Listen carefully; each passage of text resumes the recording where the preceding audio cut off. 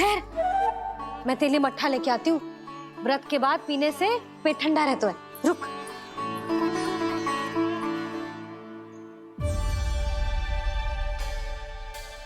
भक्तों ने अभी तक व्रत नहीं तोड़ा है, मैं कैसे तोड़ लूं? भूख कहाँ से होगी? श्री हरि नाम से पेट तो भर लेते हो। श्री हरि श्री हरि श्री हरि।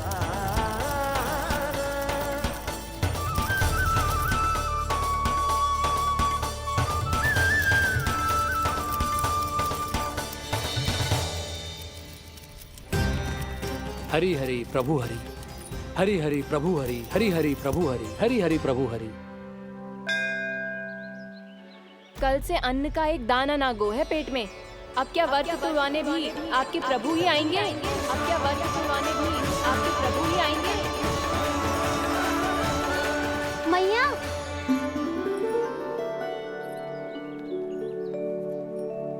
मैया पहले व्रत तोड़ के कच्चू खा तो लो।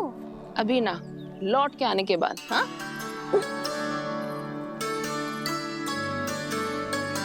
बलराम, ठहरो पुत्र, पहले कुछ खा लो। व्रत तोड़ना आवश्यक होता है। मैया ने एकादशी का महत्व बताया। लगता है मुझे सबको द्वादशी पर व्रत तोड़ने समाप्त करने का महत्व बताना होगा। हरि हरि हरि हरि हरि, मेरे हरि।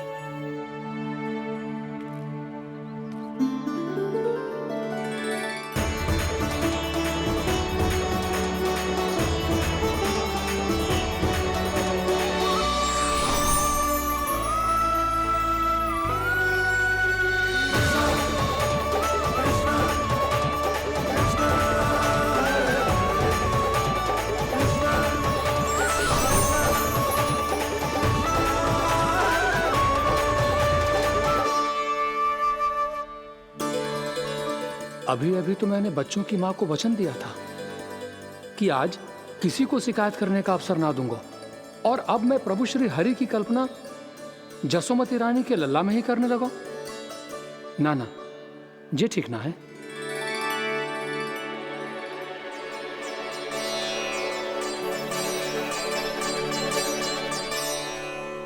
ठीक है तो है, बिल्कुल सही पहचाना है आपने। बड़े तो बड़े, अब तो बालक भी हमारा उपहास उड़ाने लगे। मैं आपका उपहास नहीं उड़ाने आया, मैं तो आपके एकादशी के व्रत को पूरा कराने आया हूँ।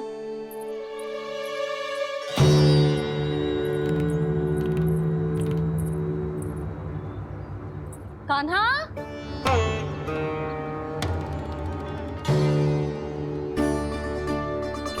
तो ये रे आपकी छड़ी और ये रे मेरी पीठ। सेक देना तापड़ तोड़।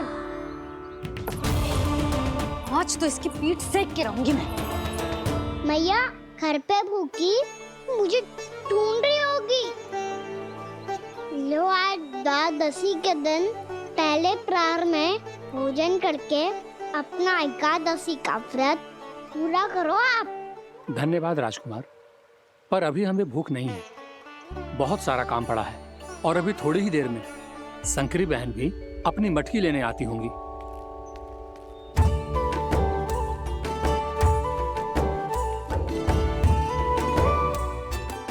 पर मैं आपका व्रत पूरा कराए बिना नहीं जा सकता। भला क्यों? भक्त भूखा रहे और भगवान खा ले, ऐसा हो सकता है भला?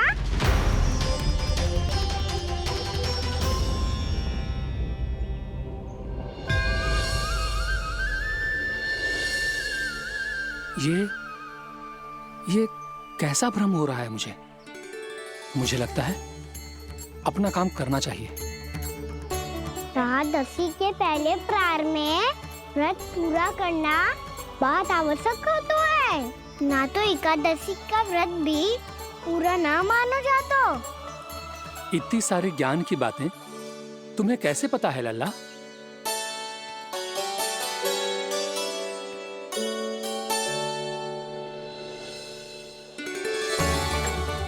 जैसे एकादशी की कथा होती है, वैसे द्वादशी की महिमा भी एक बहुत महत्वपूर्ण कथा है।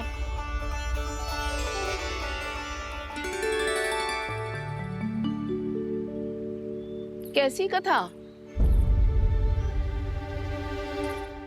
बिल्कुल सही समय पे आई हो आप, क्योंकि आपको ये कथा आपको अवश्य सुननी चाहिए।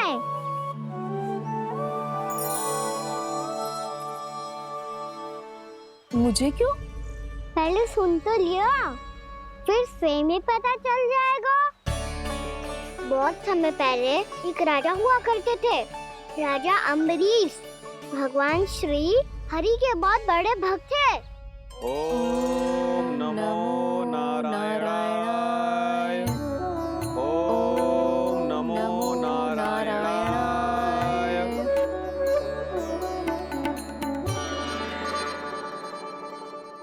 नेक पुण्य के काम करते थे वो। अपनी पत्नी के साथ हरि का नाम जपते रहते थे। उन्होंने 12 माह एकादशी का व्रत करो, निर्जल पास किया, और जब उनकी 12वीं एकादशी का व्रत द्वादशी के दिन तोड़ने का समय हुआ, तभी महर्षि दुर्वासा अपनी 100 शिष्यों के साथ उनके महल में पधारे।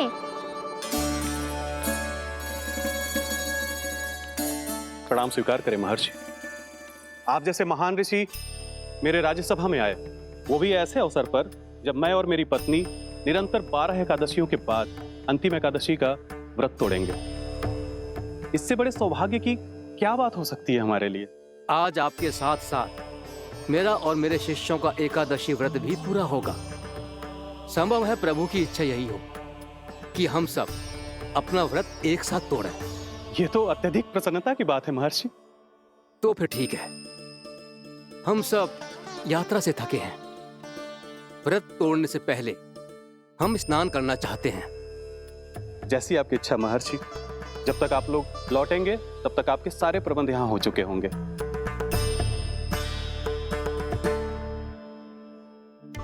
महर्षि दुर्वासा स्नान करने गए थे, पर उन्हें लौटने में विलंब हो रहा था, और इधर द्वादशी पर व्रत पूरा करने का मुहूर्त बीता जा रहा था। महाराज अम्बरीश बड़ी विरक्ति के साथ महर्षि दुर्वासा के लौटने की प्रतीक्षा कर रहे थे। महाराज, व्रत तोड़ने का मुहूर्त बीता जा रहा है। बस कुछ ही समय बचा है। महर्षि और उनके शिष्यों को लौटने में न जाने कितना समय लग जाएगा। मेरा सुझाव है कि आप मुहूर्त समाप्त होने से पहले व्रत अवश्य तोड़ लें। गुरुदेव, हमने महर्षि दुर्वासा को वचन दिया है कि जब तक वो लौटेंगे नहीं तब तक हम व्रत नहीं तोड़ेंगे। इसीलिए मैं उनके लौटने के बाद ही भोजन ग्रहण करूंगा। पर महाराज, मुहूर्त यदि बीत गया और समय रहते हुए नहीं आए तो महाराज आपका व्रत पूरा नहीं होगा। महाराज, आपको उसका फल नहीं मिलेगा। महाराज, 12 एकादशियों का व्रत व्यर्थ चला जाएगा। किंतु गुरुदेव, यदि मैंने भोजन कर लिया तो ये तो अतिथियों का अपमान होगा। आप उचित कह रहे हैं महाराज। भोजन के लिए उनकी प्रतीक्षा अवश्य कीजिए महाराज। पर मुहूर्त रहते हुए एक तुलसी का पत्ता और जल ग्रहण कर लीजिए। इससे आपका व्रत भी पूरा हो जाएगा और अतिथि का मान भी रह जाएगा। आपका सुझाव अच्छा है गुरुदेव।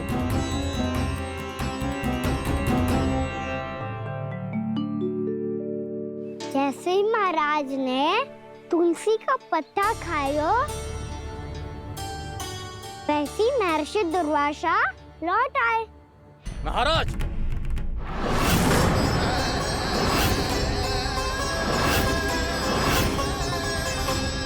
महाराज को उपास तोड़ते देखते बहुत क्रोधित हो गए।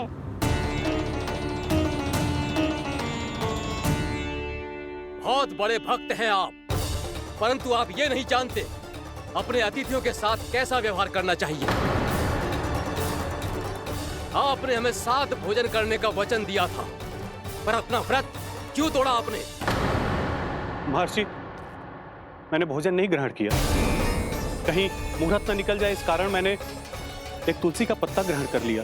56 भोग खाया हो या एक पत्ता, अपना व्रत तोड़कर अतिथियों का अपमान किया है, मेरा अपमान किया है।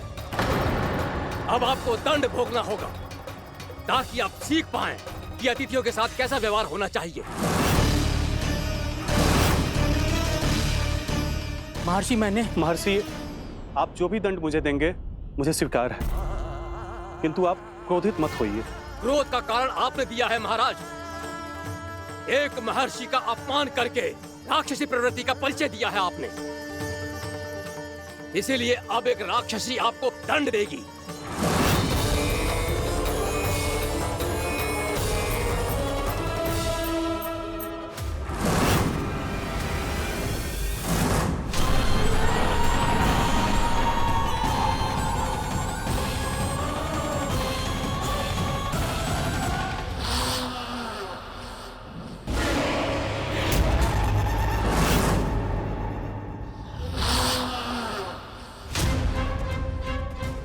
हे प्रभु, यदि मैंने सच में महर्षि का अपमान करने की भूल की हो तो मैं उसका परिणाम भोगने के लिए प्रस्तुत हूं।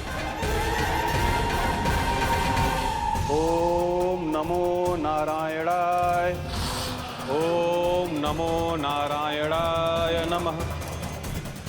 महर्षि दुर्वासा को ये आभास ही नहीं था कि महाराज अम्बरीश ने उनका अपमान नहीं किया था, फिर भी उसे अपमान मान के वो श्री नारायण के भक्त पे संदेह कर रहे थे। मैंने भी तो भोला राम की भक्ति पे संदेह किया था।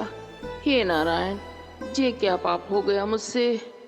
संदेह किसी अपमान से कम ना हो तो, और भगवान सब सह सकते हैं, पर उनके प्रिय भक्तों का अपमान सहन ना कर सकते, इसीलिए उन्होंने हस्तक्षेप करने का निर्णय लिया।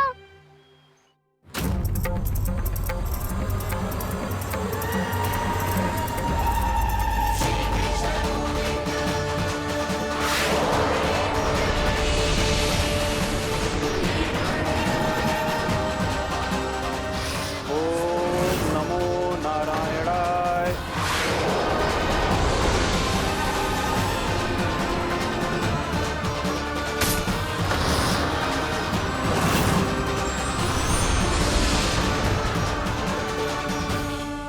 और फिर भगवान का वो सुदर्शन चक्र महर्षि दुर्वासा के पीछे पड़ गया। ये चक्र तो मेरी ओर बढ़ रहा है। ओम नमो नारायणाय। ये कैसे संभव हो सकता है? कोई रोको इसे, कोई रोको इसे।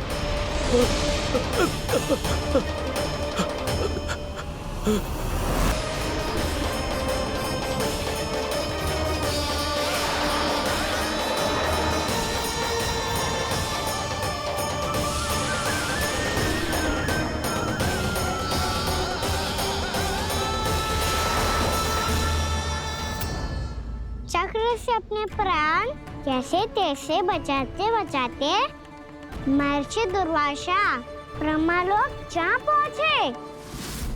ब्रह्मदेव, रक्षा कीजिए ब्रह्मदेव, सहायता कीजिए, मुझे बचाइए ब्रह्मदेव, रक्षा कीजिए। ये सुदर्शन चक्र मेरे प्राणों के पीछे पड़ गया है, मुझे बचाइए ब्रह्मदेव, मुझे बचाइए।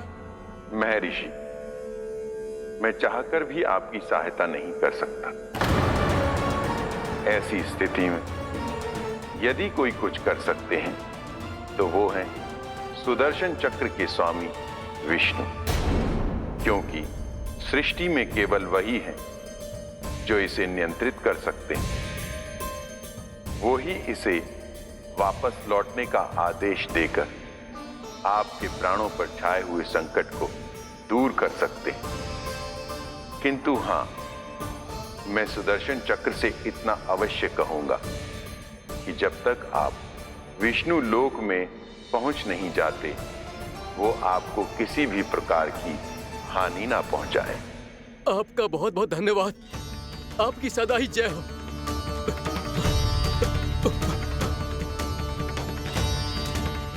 फिर क्या था? भागते भागते महर्षि दुर्वासा सीधे भगवान श्री हरि के शरण में बैकुंठ पहुंच गए।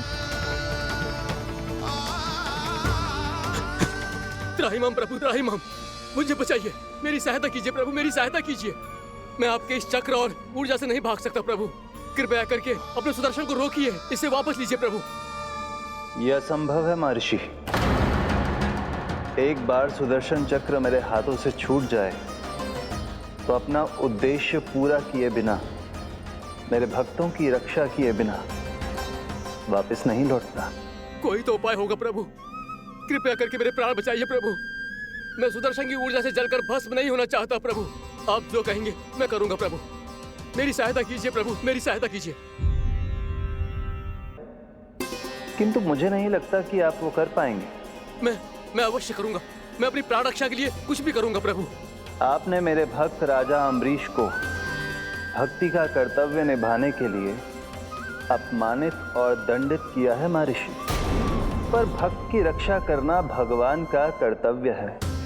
इसलिए यदि आप भक्त राजा अम्बरीश के पास जाकर क्षमा याचना करें और यदि वो आपको क्षमा कर दे तो ही ये चक्र आपके प्राण लिए बिना लौट सकता है। अन्यथा आप तो जानते हैं महर्षि, मेरे भक्त का अपमान मेरा अपमान। भक्त का अपमान भगवान के अपमान से कम ना हो तो है। महर्षि दुर्वासा को भी ये बात समझ आई और फिर उन्होंने महाराज अम्बरीश से क्षमा याचना की। महाराज महाराज महाराज महाराज महाराज, मुझे क्षमा करें महाराज, मुझसे बहुत बड़ी भूल हो गई महाराज, मुझसे बहुत बड़ी भूल हो गई महाराज। महर्षि, आप हमारे चरण छुए ये उचित नहीं। महाराज महाराज अम्बरीश, आप नारायण के सच्चे भक्त हैं। मैंने आपको अपमानित किया, दंडित करने का प्रयास किया महाराज। इस अपराध के लिए मुझे क्षमा कीजिए महाराज, और इस सुदर्शन चक्र से मेरे प्राण बचाइए महाराज।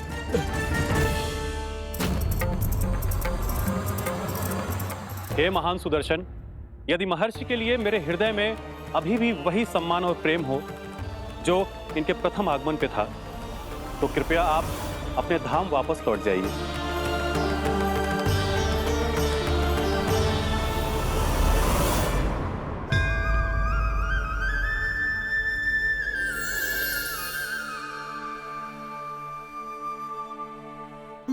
आपका बहुत बहुत धन्यवाद महाराज अम्बरीश। मैं आपको आशीर्वाद देता हूँ कि आप देवराज इंद्र के समान शक्तिशाली हों। आपकी कीर्ति का पताका 10 दिशाओं में फहराए। मेरी बस एक ही इच्छा है महर्षि, कि मैं आपके साथ अपना उपवास तोड़ सकूं। अवश्य महाराज, हम सब भोजन आपके साथ करेंगे और अपने आप को नारायण की सेवा में अर्पित करके व्रत को पूरा करेंगे, क्योंकि आज जो यहाँ हुआ है उससे सिद्ध हो चुका है कि एकादशी व्रत का फल द्वादशी की सुबह भोजन करने से ही प्राप्त होता है। इस कथा से हमें पता चलता है कि सभी को द्वादशी के सुबह भर पेट भोजन करके एकादशी का व्रत पूरा करना चाहिए। और दूसरी बात, भगवान की सच्ची भक्ति अपमान कभी ना करना चाहिए। उनके साथ सदैव प्रेम से व्यवहार करना चाहिए। यही भगवान को सबसे अधिक प्रिय है। भैया भोलाराम, मैंने भी श्री हरि पे तुम्हारे विश्वास का उपहास उड़ाया था, मुझे क्षमा कर दो। ना ना, आप क्षमा मांगकर मुझे लज्जित मत करो, आप तो मेरी बहन जैसी हैं। जब महर्षि दुर्वासा जैसे महान ऋषि को भी प्रभु के भक्त से क्षमा मांगनी पड़ी, तो मैं तो बहुत ही तुच्छ हूँ। मुझे आपकी किसी भी बात का बुरा ना लगा। पर पता है प्रभु को कौन सी बात कब बुरा रखता है? कौन सी बात? जब उनका भक्त भूखा रहे, हमें भी अपना व्रत पूरा ना करे। और जैसा कि आप सभी ने अभी कथा से सीखो है, एकादशी के व्रत को द्वादशी की सुबह अवश्य पूरा करना चाहिए। अब आप जाओ, अपना व्रत पूरा करो।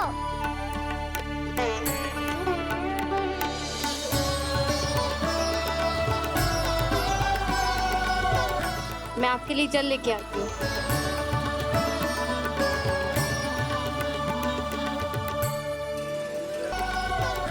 मैं आपके लिए जल लेके आती हूँ।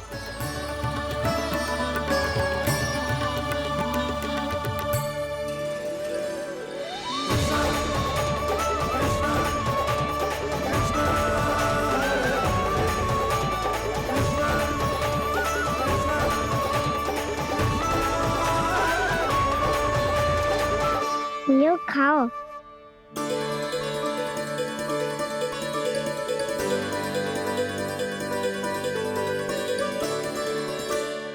कान्हा,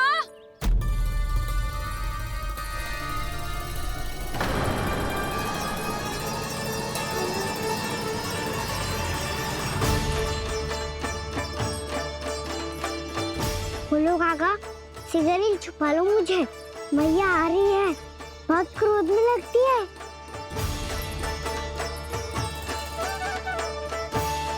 आज तो बहुत दंड मिलेगा। अभी क्षण भर पहले तो ये साक्षात भगवान के रूप में बात कर रहे थे और अब अचानक ही ऐसे बालक बन गए जो मैया से दंड मिलने के भय से व्याकुल हैं। बोला काका, किस सोच में पड़ गए? सिगरेट छुपा लो मुझे।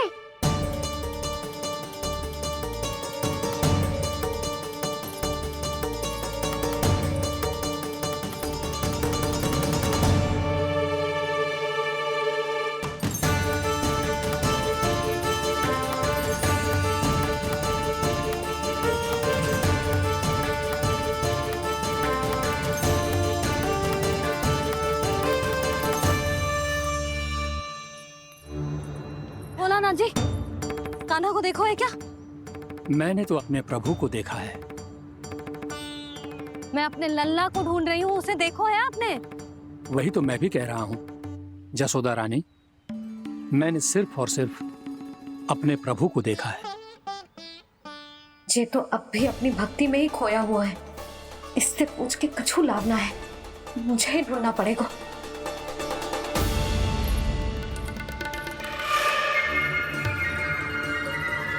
बच गए। संकरी मौसी, कान्हा को देखो है क्या कहीं?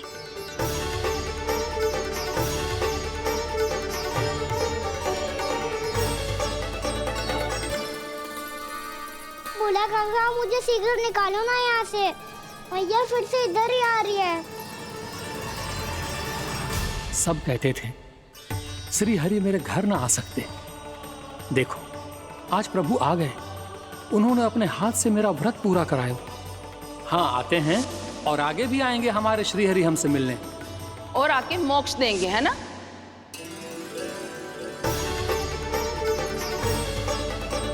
सिगरेट निकालो ना बोला काका, भैया आ रही है। मैं ना निकालूं? मेरा अर्थ है मैं निकालूंगा, अवश्य निकालूंगा, पर तब तक नहीं निकालूंगा जब तक आप मेरी सारी बातें मान नहीं लेते हैं। कौन सी बात? प्रभु, मुझे मोक्ष प्रदान कर दीजिए प्रभु। तथास्तु। ना ना ना ना प्रभु, मेरे साथ साथ मेरे परिवार को भी मोक्ष दे दीजिए। तथास्तु। अब तो निकाल दो, मैया देख लेंगी। ना प्रभु, मेरे परिवार के साथ मुझसे जुड़ी हुई हर वस्तु, जीव जंतु, प्राणी, गाय बैल भैंस, सभी को मोक्ष प्रदान कर दीजिए प्रभु। तथास्तु। प्रभु, आप सच में अद्भुत हैं। मैंने जो मांगा आपने बिना सोचे समझे सब प्रदान किया। मैं ही अपनी मांगे बढ़ाता रहा। प्रभु, प्रभु मुझे क्षमा कर दीजिए। प्रभु मुझे क्षमा कर दीजिए।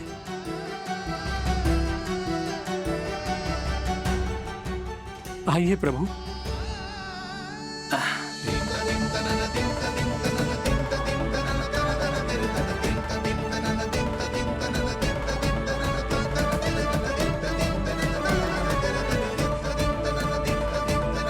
प्रभु, आप तो प्रभु हो, हरि हो, भगवान हो। आप चाहते तो इस मटके से स्वयं निकलकर बाहर आ सकते थे, फिर मेरी आपने हर इच्छा क्यों पूरी की? क्योंकि मेरे भक्त की इच्छा पूरी करने में मुझे भी प्रसन्नता मिलती है। ना तो मैं अपने भक्तों का अपमान सह सकता हूँ और ना ही उनकी इच्छा अधूरी रहने दे सकता हूँ।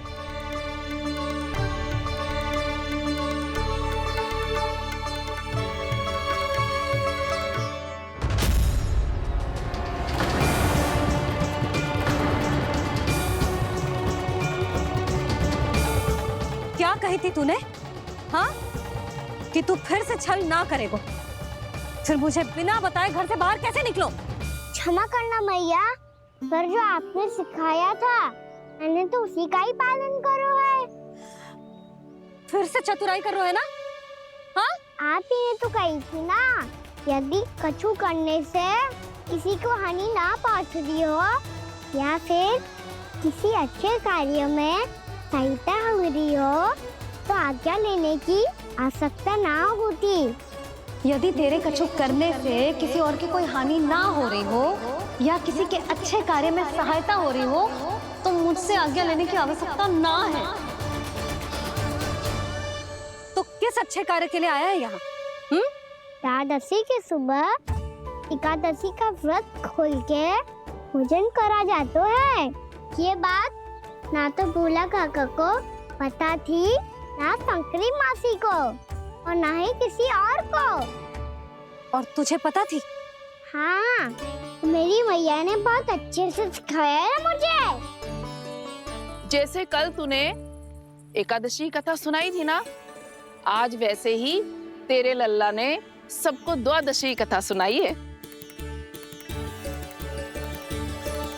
सच्ची यशोदा रानी जी, इसने तो हमारी आंखें ही खोल दी।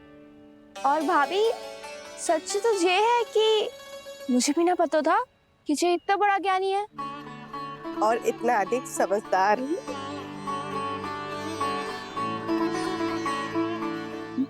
द्वादशी की कथा? वो तो मैंने इसे कभी सुना ही ना है। फिर इसे कैसे पता थी? रानी जी, जो स्वयं भगवान हैं, भला उन्हें कैसे कुछ नहीं पता होगा?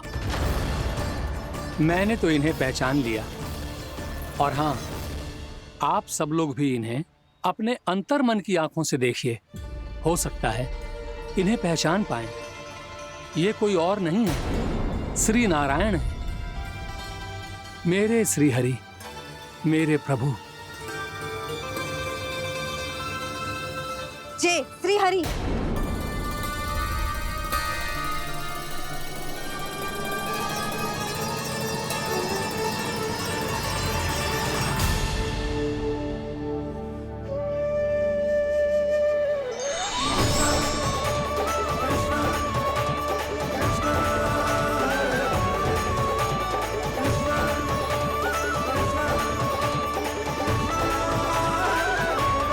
ये क्या कर दिया भोला? जिस रास्ते को मैंने इतनी कठिनाई से बचा के रखा था, सबके सामने उसे उजागर कर दिया तुमने।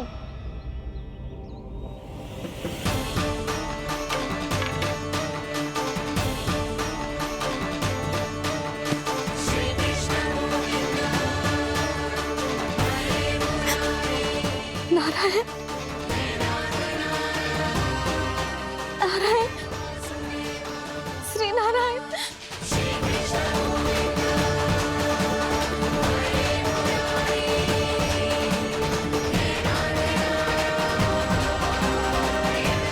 श्री नारायण।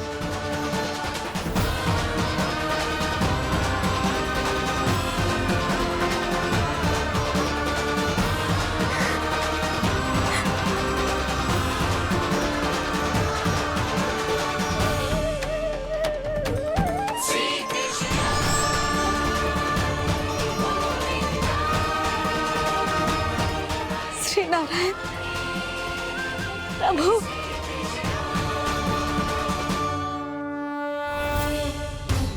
जिस रास्ते को इतने यत्न से संभाल के रखा था, अरे वो सबके सामने खुल गया।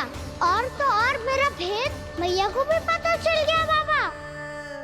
सब कहते रहे पर मैंने एक न मानी। सबने कही थी कि आप भगवान हैं पर मैं मूर्ख आपको पहचान ही ना पाई। कितनी अभागी हूं मैं।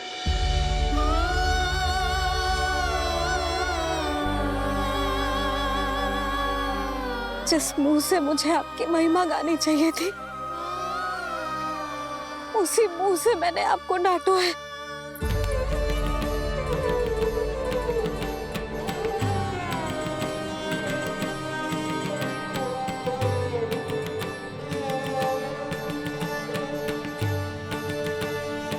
जिन हाथों से मुझे आपके चरण छूने चाहिए थे उन हाथों से मैंने आपके कान पकड़े।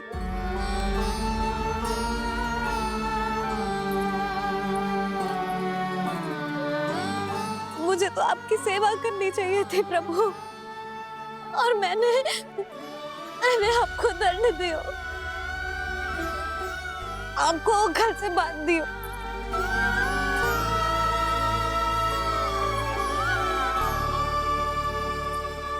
बावली हो गई थी प्रभु।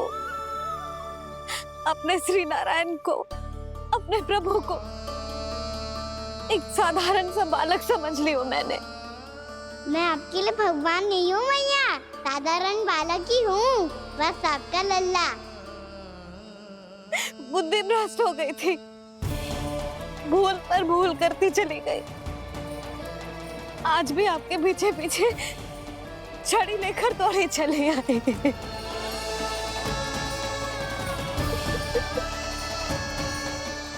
अपने आप को दोष मत दो मैया, आपके इस ममता के लिए तो जन्म लिया है मैंने। हमारा मन बदलने मत दो, मेरे लिए वही पुरानी मैया बनी रहो आप, और मुझे रहने दो आपका वही नटखट लल्ला। मुझे क्षमा कर दो प्रभु, मुझे क्षमा कर दो। बाबा ये कैसा अंत हो गया आज? मैया तो मुझे भगवान मानने लगी, पर मैं इसे स्वीकार नहीं कर सकता। अभी नहीं बाबा, इतनी शीघ्र नहीं। आप ऐसे खड़े क्यों बाबा? कुछ ऐसा करो ना कि मैया फिर से मेरे मैया बन जाए। उनकी दृष्टि में भक्ति नहीं, ममता चाहिए मुझे। कान्हा, मेरे सामर्थ्य में हो तो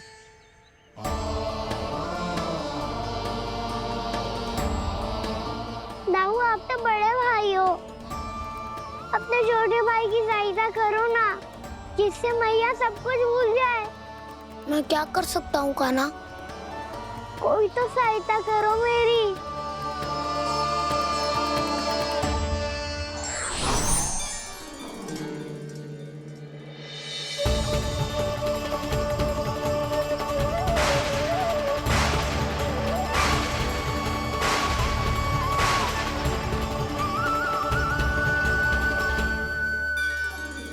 अपने आप को संभालिए प्रभु।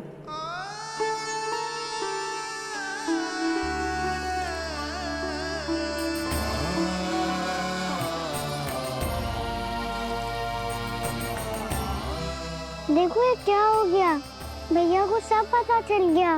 अभी तो मुझे मैया की ममता का शौक पूरी तरह मिला ही नहीं था। योग माया,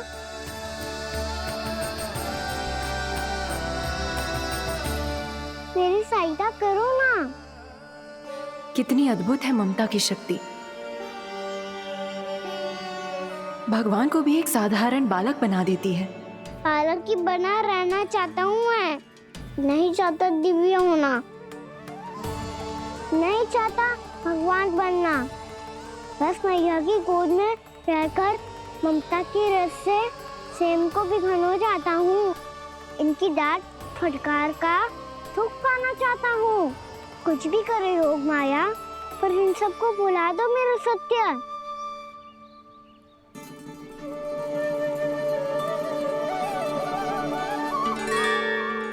पर इन्हें तो मोक्ष का वरदान मिल गया है प्रभु, इसलिए इनके लिए समय की गति को लौटा पाना संभव नहीं होगा। प्रभु, अब मुझे ये सब भूलने की कोई आवश्यकता नहीं है। मुझसे जो त्रुटि हुई है अब वो दोबारा कभी नहीं होगी, और आज के बाद आपका ये सत्य मैं किसी को नहीं बताऊंगा प्रभु, क्योंकि मुझे पता चल गया है कि आपका यशोमती मैया के लल्ला बने रहना कितना आवश्यक है।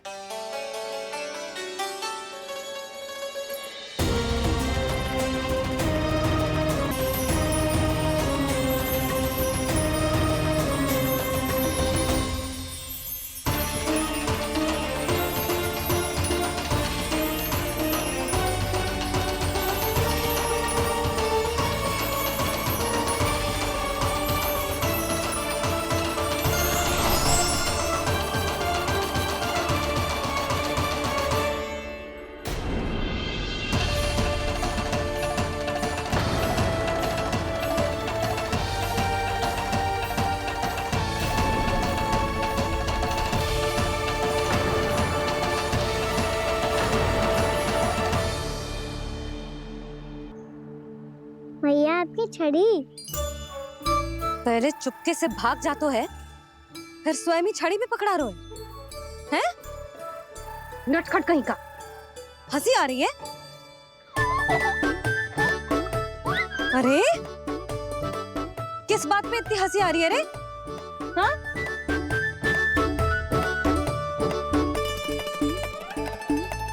आपकी लीला अद्भुत है प्रभु, और अद्भुत है आपका मैया के प्रति प्रेम। हंसी ना है मैया, ये तो प्रसन्नता है, अपने मैया से मिल जाने की प्रसन्नता। अच्छा, ढूंढ मैं तुझे रही हूँ और तू कह रहे हो कि मैं मिल गई तुझे। तू घर चल लल्ला, अच्छे से पिटाई करूंगी तेरी।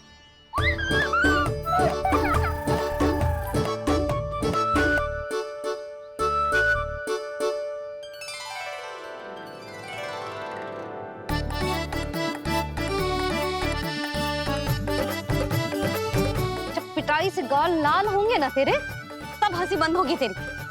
चल।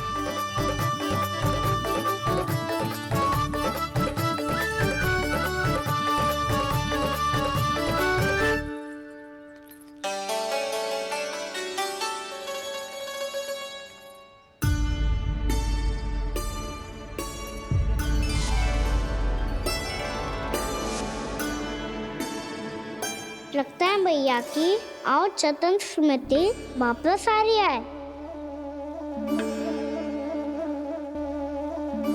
यशोदा, क्या होगो? ना कछु ना।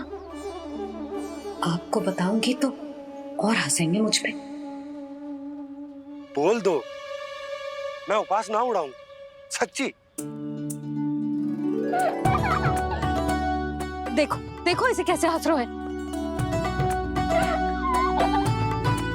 मेरे हाथ में छड़ी है, मैया क्रोधित है, पर जे तनिक में बहना लग रहा है इसे। हाँ, हंसे जा रहा है।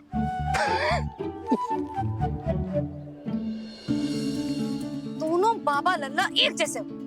चल तू, चल चल। दाऊ, आप तो बड़े भाई हो, अपने छोटे भाई की सहायता करो ना, जिससे मैया सब कुछ भूल जाए। सुबल, तू कछु खा क्यों ना रोए? व्रत ही करना था तो बलराम के जैसे कल कर ले। तो कल तो एकादशी भी थी। खाना के बिना कछु करने का मेरा मन ही ना कर। तो बात तो सच्ची है, उसके बिना गोचारण भी ऐसा लगता है जैसे कितना भारी कार्य है, व्यवस्था में करना पड़ता है। सही कह रहे हो तुम दोनों। मैं तो गोपालक भी इसलिए बना था ताकि कान्हा के संग खेलने को मिल जाए। बलराम तो हमारा सका कम और मुख्य अधिक है।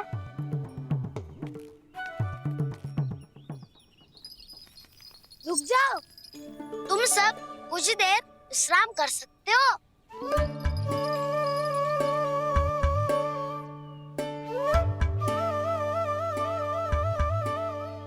तू बोल। ना मैं ना बोलूंगा, तुम दोनों ही बोलो। और तुम सबका सखा पहले हूँ और टोली का मुखिया बाद में, इसलिए घबराने की आवश्यकता नहीं है। जो भी बात है बिना हिचक बता सकते हो मुझे। तो फिर कुछ ऐसा करो ना कि कान्हा फिर से हमारे साथ गौचारण करने के लिए आने लगे।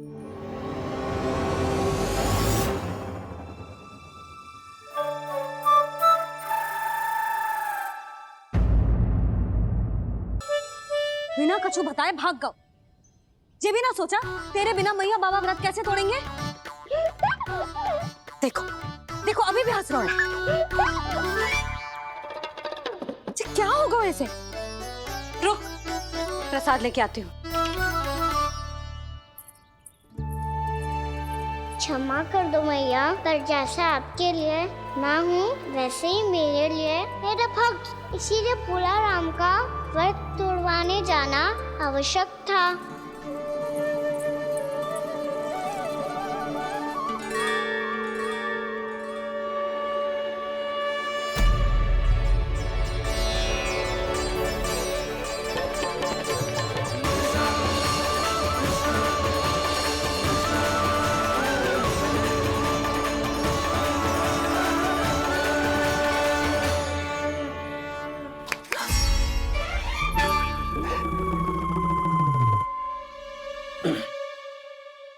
सुधा, फिर से खो गई तुम। अरे कौन से स्वप्न लोक में चली जाती हो तुम बार बार? हमें भी बताओ। माया का प्रभाव ममता पर अधिक समय तक नहीं रह पाता प्रभु। अरे बोलो ना यशोदा, क्या सोच रही थी?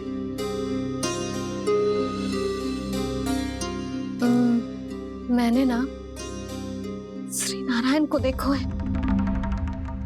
हाँ तो वो तो मैं भी देख रहा हूँ, यही तो है हमारे सामने।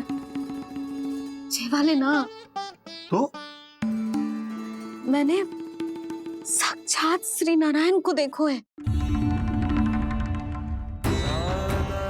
वो भी अपने कान्हा के भीतर देखो। कान्हा के भीतर? ना मतलब कान्हा और ये दोनों आमने सामने थे।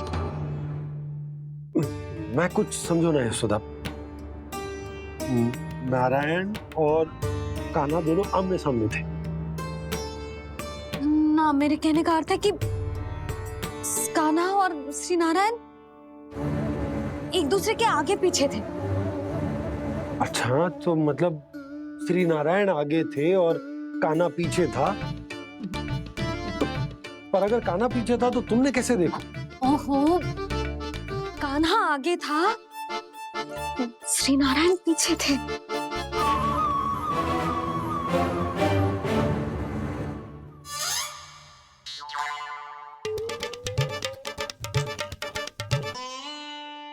यशोदा, एक बार फिर से सोचकर बताओ कि नारायण आगे थे या कान्हा आगे था? ठीक से याद करो। बहुत बता तो रही हूँ जी, थोड़ी धुंधली धुंधली सी स्मृति है। बाबा, इससे पहले कि उनके संदेह की अग्नि स्मृति की वायु पाकर और भड़क जाए, कुछ भी करो और बुझाओ इसे। स्वप्न देखो है तुमने?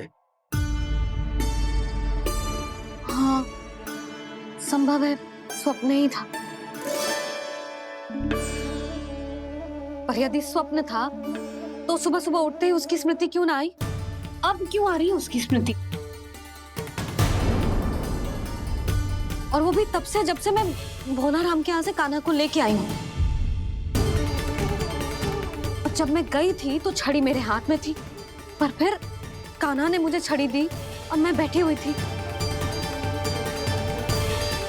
इस बीच कछु तो हुआ है। भैया की और चेतन स्मृति वापस आ रही है। अब मुझे ही कुछ करना होगा। मुझे लगता है जी, जब मैं वहाँ गई ना, भैया व्रत पूरा करने का सुबह मुहूर्त निकल जाएगा और अब तो भूख भी बहुत तीव्र लग रही है। हे नारायण, मैं तो भूल ही गई कि लल्ला भी तो कल से भूखा है।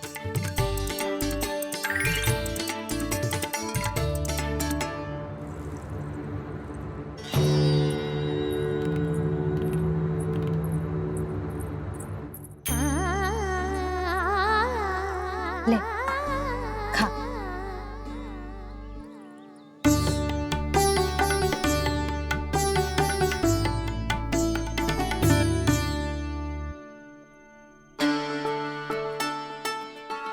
संतान की चिंता में सब कुछ भुला दे, ऐसी ही होती है ममता। और कान्हा को अच्छे से पता है कि इसको लाभ कैसे उठाना है। हाँ बाबा, लाभ ना, मैं तो मैया की ममता का आनंद उठाना चाहता हूँ, जितना संभव है उससे भी अधिक।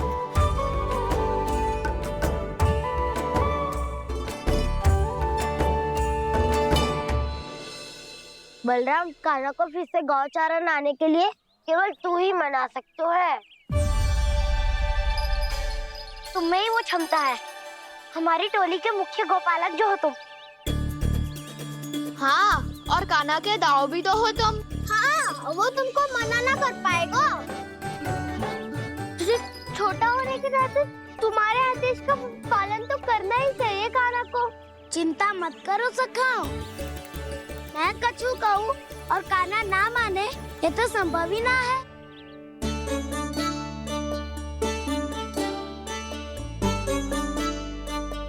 आज जो हुआ ना जाने और कितने समय तक मेरा सत्य आपसे छिपा रह पाएगा, इसीलिए आपसे अधिक से अधिक समय मैं आपके साथ ही बिताऊंगा। मैंने कह दिया तो समझ लो, पत्थर पे रेखा खींच गई। कल से कान्हा हम सबके साथ अवश्य आएगा। अपना सारा समय हमारे साथ बिताएगा वो।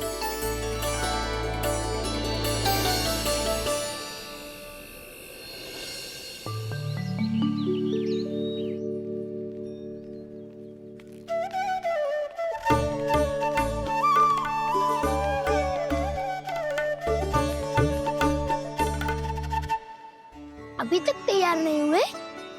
तैयार? गौचारण के लिए चलना है ना, तो मैं लेने आया हूँ। नाना तो मैं ना चल सकता, मुझे आज्ञा ना है। वो तो माखन चोरी के लिए भी नहीं थी। उस दिन जो वक्कासुर के सामने चले गए थे तुम, तभी तो नहीं थी आज्ञा। इसलिए आज्ञा का बहाना मत ही बनाओ ना। बहाना नहीं दाऊ, मैं तो सच्ची कह रहा हूँ। मैया को फिर से दुखी ना कर सकते हो और हम सबको दुखी कर सकते हो तुम। आज मैं तुम्हारी एक ना सुनूंगा कान्हा। घर पे रहते हुए कितने सप्ताह हो गए तुम्हें? तुम गोपालक हो कान्हा, गोपालन करना तुम्हारा दायित्व है। आज तुम्हें हमारे साथ चलना ही पड़ेगा। ना दाऊ, मैं ना चल पाऊंगा। बलराम, तुम तो कह रहे थे कि कान्हा तुम्हारी हर बात मानता है, पर इसने तो बड़े भाई का अनादर कर दिया। रुक जाओ कान्हा, सत्य बताओ, तुम छोटी माँ के कारण वन नहीं चल रहे हो या अब तुम्हें हमारे साथ रहना ही अच्छा नहीं लगता? कहीं ऐसा तो नहीं गौचारण में तुम्हारी रुचि समाप्त हो गई हो? ना दाऊ, ऐसा कछु ना है। मुझे गौचारण ही बात प्रिय है और आप सबका साथ भी। तो फिर वन चलने में क्या समस्या है तुम्हें? अपने दाऊ की बात मान लो और चलो चुपचाप। मैंने सबको वचन दिया है कि तुम हम सबके साथ चलोगे। पर दाऊ, मैंने भैया को भी वचन दिया है कि मैं नहीं जाऊंगा। इसका अर्थ है कि मेरे वचन का कोई मूल नहीं है। मैं तुमसे बड़ा हूँ कान्हा, तुम्हें मेरी आज्ञा माननी चाहिए। मुझे भी तो वचन दिया था तुमने। दाऊ, आप समझ क्यों आ रहे? मैंने कहा ना, मैं नहीं जा सकता। रुक जा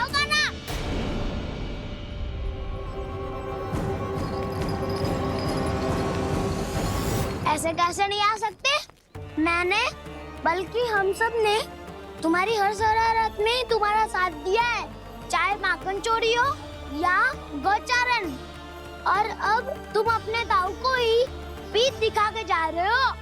ताऊ, मैं आपका बहुत सम्मान करता हूँ, पर मैंने कहा ना मैं नहीं जा सकता।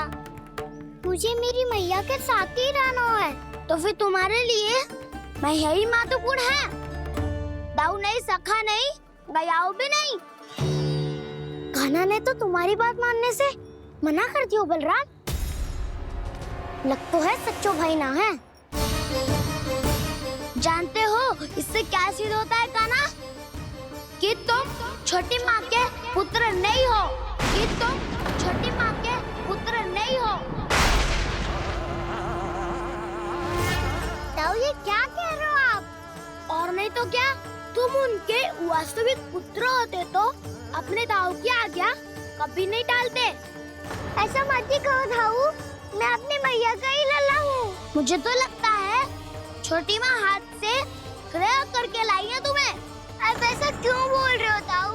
क्योंकि मैं वो सत्य देख रहा हूँ जो तुम नहीं देख पा रहे हो। छोटी माँ और छोटे पापा दोनों गोरे हैं, और तुम अपना रंग देख लो, स्वयं विचार कर लो।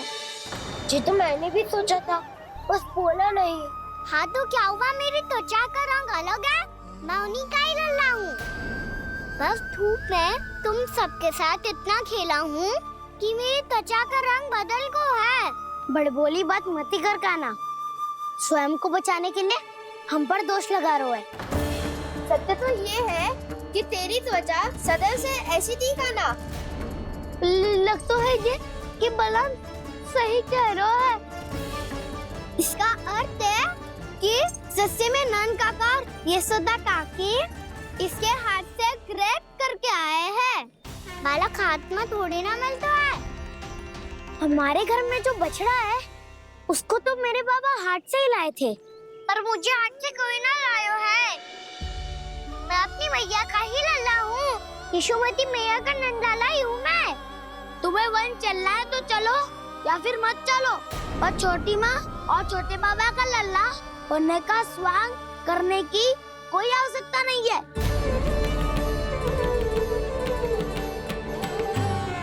तुम भी अति करते हो कान्हा, कब एक बालक की तरह व्यवहार करते हो और कब भगवान की तरह, कुछ समझ में नहीं आता।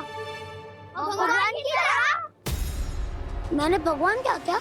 हाँ कह दिया तो कह दिया। खड़े खड़े मेरा मुंह क्या देख लो, चलो। या फिर तुम सबको भी अपने मैया के पल्लू में बंधकर घर पे ही रहना है।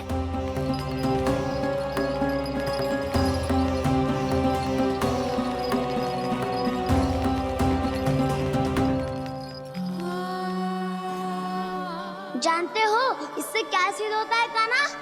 कि तुम छोटी माँ के पुत्र नहीं हो, कि तुम छोटी माँ के पुत्र नहीं हो।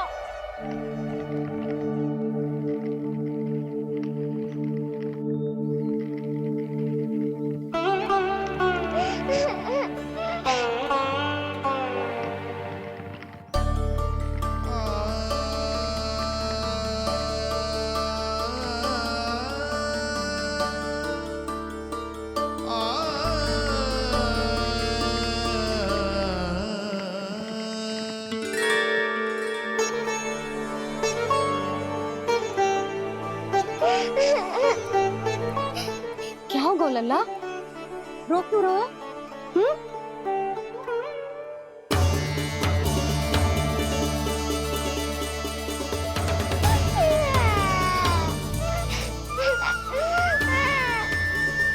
अरे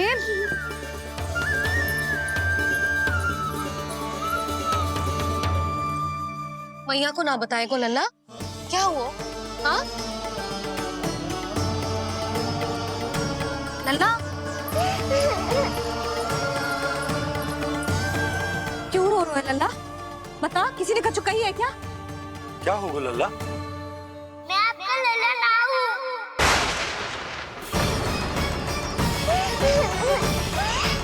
ऐसा क्यों कह रहे हो तू? क्या होगा? आपका भी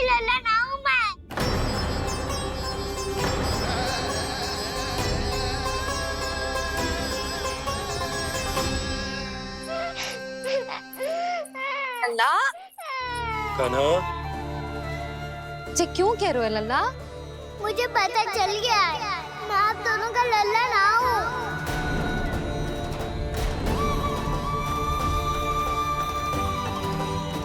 कुछ भी उल्टा सीधा बोल रहे हो, तू मेरा ही लल्ला है। ना, आप मुझे हाथ से गिरा करके लाई हो।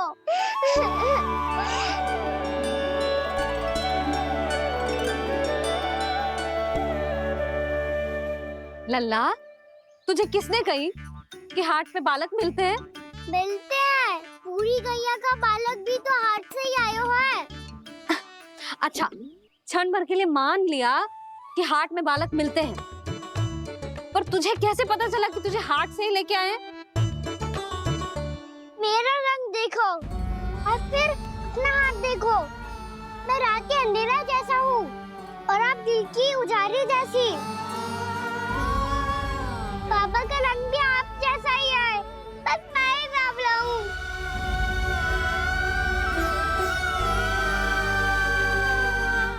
उससे क्या अंतर पड़ता है लल्ला? पर तो मैं तभी तो दाऊ अन्य सभी सखाओ ने ऐसा कहा। इस बात पर ध्यान मत ही दे। माँ की ममता और बाबा का स्नेह, इसका कोई रंग ना हो तो है लल्ला। तो फिर आप ही बताओ, मैया क्यों गोरी और मैं क्यों काला? हाट से आया क्रय होके, सुन हो गए कृष्ण धीर। मैया गोरी बाबा गोरे। लल्ला, मैं क्यों तू चल मेरे साथ, अभी सिद्ध हो जाएगा कि तू मेरा ही लल्ला है। चल।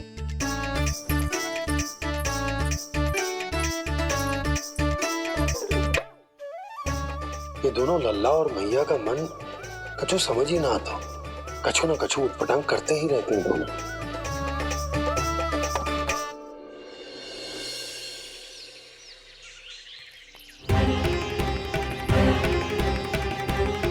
मैया ऐसे ले जा रही है मुझे, कहाँ और क्यों?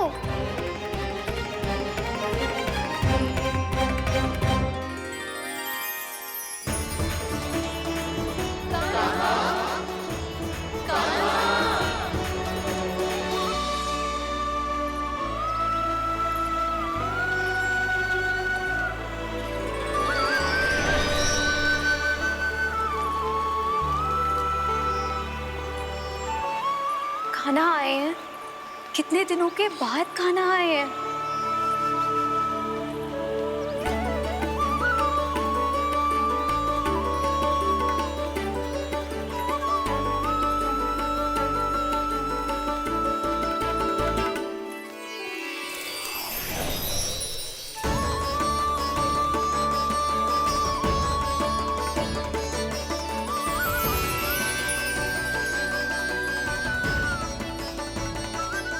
आंखें पथरा गई थी मार्ग देखते देखते। आज बहुत दिनों के बाद आपके दर्शन करके मेरे वन का और मेरे मन का कोना कोना जैसे खिल उठा हो।